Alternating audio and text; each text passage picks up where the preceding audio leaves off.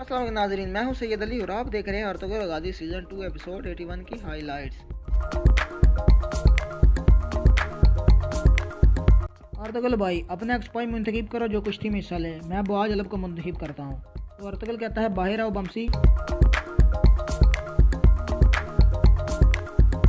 नाज़रीन, इस किस्त के आगाज़ में हाइमा खातून गोगची कबीले की खवातीन से पुरजोश खिताब करते हैं क्योंकि आज बहार का पहला दिन था।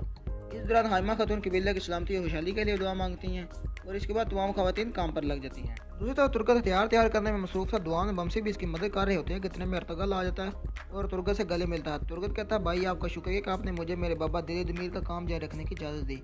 इससे उनकी रूह को सुकून मिलेगा। अर्तुगरुल कहता है उनकी रूह को सुकून बदतीन की सरहद पर मिलेगा। तुर्गत, अब सबको ये बताने का वक्त आ गया कि हम सब बदतीन की सरहद पर जा रहे हैं। तुर्गत कहता है बहुत सारे सिपाही आपके साथ जाने के लिए तैयार है भाई, आप जब चाहें। सुंगर तेगन कहता है लेकिन कबीले के जगह वाले लोग अमन चाहते हैं अर्तुगरुल, और वो यहाँ सुकून महसूस कर रहे हैं। अर्तुगरुल कहता है असल जंग तो अब शुरू है भाई, अगर ज़रूरत पड़ी तो हम चंद लोगों के साथ यहाँ से हिजरत करके चले जाएंगे जैसे हमारे प्यारे पैगंबर हज़रत मोहम्मद सल्लल्लाहु अलैहि वसल्लम ने की थी।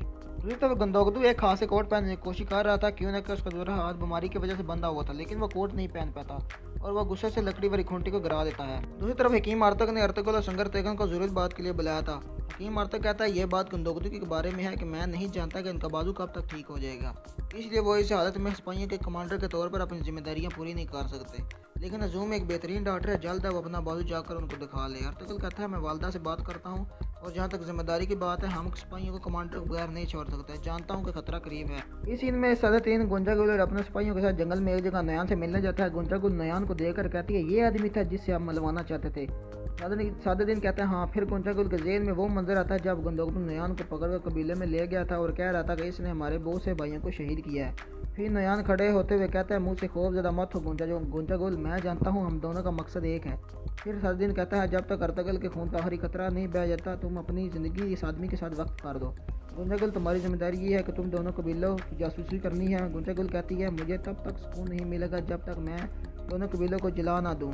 इस मकसद के लिए मैं कुछ भी कर सकती हूँ। फिर वो उनसे इजाज़त लेकर एक तरफ चल जाती है। उसके जाने के बाद नयान कहता है खूबसूरती के साथ बहादुर भी है। मैं बहुत सी जगहों पर गया हूँ मगर इस जैसी बहादुर खूरत मैंने नहीं देखी।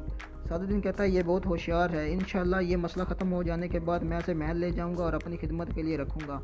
नयान कहता है मैं नहीं चाहता कि ये औरत महल में जाकर ज़ाया हो जाए, ये मुझे बहुत अच्छी लगी है। सादुद्दीन कहता है तो ठीक है, तुम इसका दिल जीत लो और याद रखो अब के बाद तुम मेरे मेहमान खाने में नहीं आओगे। अगर हमने मिलना हुआ तो इसी जगह मिलेंगे जहां हम खड़े हैं। और ये कहकर सादुद्दीन चला जाता है। दूसरी तरफ कबीले में बानो जीजे की मंगनी की तैयारियां हो रही थी। क्यों न कि आज रात को अर्तुगरुल हाइमा खातून ने तोशतेगन के पास बानो जीजे का हाथ मांगने जाना था। गोगची खातून बानो जीजे को कपड़े का एक नया जोड़ा देती है जिसे देखकर बानो जीजे बहुत खुश होती है और गोगची खातून का शुक्रिया अदा करती है। दूसरी तरफ हलीमा सुल्तान अपने भाई शहीर और अर्तुगरुल के भाई दीदार के लिए बिस्तर लगवा रही थी। क्यों न कि वो बहुत जल्द वापस आने वाले थे। इतने में अर्तुगरुल भी आ जाता है। हलीमा कहती है मैं नहीं जानती कि मैं कल तक कैसे बर्दाश्त करूँगी, क्यों न कि मैंने शहीर और दीदार को बहुत याद किया है। अर्तुगरुल कहता है इंशाल्लाह जब हमारा बेटा होगा तो इसका चाचू और मामू दोनों यहाँ होंगे और ये हमारे लिए बहुत खुशी की बात है। दूसरी तरफ जब सलजान गंदोगदू के पास जाती है और लकड़ी वाली खूंटी गिरे देखती है और जब गंदोगदू गुस्से और मायूसी से बैठा हुआ होता है तो सलजान परेशान होकर गंदोगदू से पूछती है क्या बात है।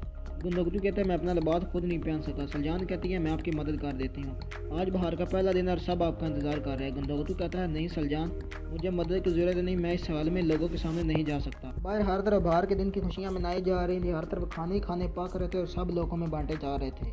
बमसी एक घोड़े पर सवार तुराली को बैठा कर ला रहा था और बुलंद आवाज़ में कह रहा था हमारा बहादुर सिपाही तुराली आ रहा है, ये आज खतना कराने आ रहा है। फिर बमसी उसे घोड़े से उतारता है और अर्तुगरुल कहता है तुराली ये सिपाही बनने का वक्त है। तुराली कहता है अर्तुगरुल भाई मैं आप जैसे बहादुर सिपाही बनूंगा। फिर तुर्गत तुराली को एक नई तलवार तोहफे में देता है। तुराली कहता है ये ऐसी तोहफा है जैसे मैं चाहता था। फिर हकीम अर्तक कहता है तुराली अगर तुम तैयार हो तो शुरू करें। इसके बाद अर्तुगरुल तुराली को पकड़ता है और हकीम अर्तक उसका खतना कर देता है। दूसरी तरफ ट्रेनिंग एरिया में काफ़ी सारे सिपाही मौजूद थे जो मुख्तलिफ किस्म की मशक़ें करने में मसरूफ़ थे। कुछ तेगन और अर्तुगरुल के साथी सिपाहियों को मशक़ें देखकर महज़ूज़ हो रहे थे कि इतने में अर्तुगरुल और सुंगर तेगन भी आ जाते हैं और वो भी मशक़ें देखने लगते हैं। सुंगर तेगन कहता है हमारे लोग कितने खुश हैं, इंशाल्लाह यमन हमेशा के लिए होगा। अर्तुगरुल कहता है हमारे कबीले खतरे में हैं, गुंजागुल भाग गई है, नयान कब सामने आ जाए और सादुद्दीन हमारे खिलाफ कोई ना कोई मनसूबाबंदी कर रहा होगा। सुंगर तेगन कहता है हमें जंग के लिए तैयार रहना होगा भाई। अर्तुगरुल कहता है मेरा भी यही ख्याल है, ये खामोशी अच्छी अलामत नहीं, मुझे लग रहा है हमारे कबीले को कई मुश्किलात का सामना करना पड़ सकता है। और हमारे सिपाही इस वक्त लीडर के बगैर हैं। अगर गुंदोगदू भाई जिम्मेदारी से हट गए तो मैं चाहता हूँ कि आप उनकी जगह जिम्मेदारी संभाल लें। सुंगर तेकर हाँ में सर हिलाता है। दूसरी तरफ कबीले की खवातीन के दरमियान तीरंदाजी का मुकाबला हो रहा था। मुख्तलिफ खवातीन बारी बारी अपने हुनर का मुजाहरा कर रही थी। बानो जिजक भी इस मुकाबले में शरीक थी। फिर वो तीर चलाती है जो बिल्कुल दरमियान में लगता है।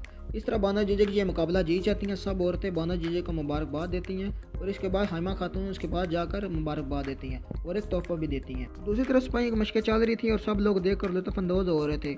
एक मशक खत्म होने के बाद तुश्तैकन कहता है, अर्तगल भाई अपने एक सिपाही मुंतखब करो जो कुश्ती में हिस्सा ले। मैं बुआज अलब को मुंतखब करता हूँ।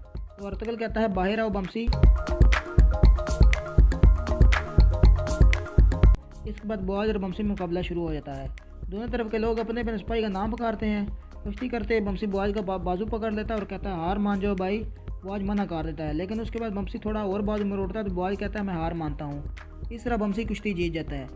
जब बुआज गुस्से से जाने लगता है तो बमसी कहता है, कहाँ जा रहे हो भाई, वापस आ जाओ, हो सकता है अगली दफ़ा तुम जीत जाओ। लेकिन बुआज रुकता नहीं और गुस्से से चला जाता है। इसके बाद तुश्तैकन बमसी से मिलता है और कहता है कि तुमने साबित कर दिया कि तुम एक वाकई बहादुर जंगजू हो। और इसके बाद तुश्तैकन बमसी को इनाम के तौर पर तीर रखने वाला थैला देता है। इसके बाद सिपाही बुआज गुस्से से अपने घोड़े पर सवार कबीले से बाहर चला जाता है। दूसरी तरफ खवातीन तीरंदाजी करने में मसरूफ थी। कितने में अर्तगल सुंगर तेकन हकीम मर्तू को लेकर वहाँ पहुँच जाते हैं। हाइमा खातून उनसे पूछती हैं कि इस खुशी वाले इतने परेशान क्यों लग रहे हैं। इतने में अर्तगल कहता है, अगर वालदा अगर आप इजाज़त दें तो हम एक अहम मसले पर आपसे बात करना चाहते हैं। हाइमा खातून परेशान और पूछती है, क्या हुआ। इसके बाद हकीम मर्तू कहता है, गुंदोगदू की बीमारी मेरे इल्म से बाहर है और इनको फौरी तौर पर अजूम लेके जाने की ज़रूरत है ताकि वो जल्द सेहतयाब हो सकें। इसके बाद सुंगर तेकन कहता है इस हालत में मेरा भाई सिपाहियों के कमांडर की जिम्मेदारी नहीं संभाल सकता। इस पर अर्तगल कहता है, वालदा हमें ये मसला जल्द हल करना होगा, इससे पहले ये खबर हमारे दुश्मन तक न पहुंच जाए। दूसरी तरफ गुंदोगदू सलजान अपने खेमे में मौजूद थे। सलजान ने सारी चीज़ें अपनी जगह पर रख दी थी। इसके बाद गुंदोगदू कहता है, सलजान तुम्हारा शुक्रिया, अब मुझे अकेला छोड़ दो। इस पर सलजान खातून परेशान हो जाती है। गुंदोगदू दोबारा सलजान को कहता है तो सलजान खातून खेमे से बाहर चली जाती है। इसके बाद गुंदोगदू कहता है कि अल्लाह इस तरह से मेरा मजीद इम्तिहान न ले और इसके बाद इस किस्त का अख्ताम हो जाता है।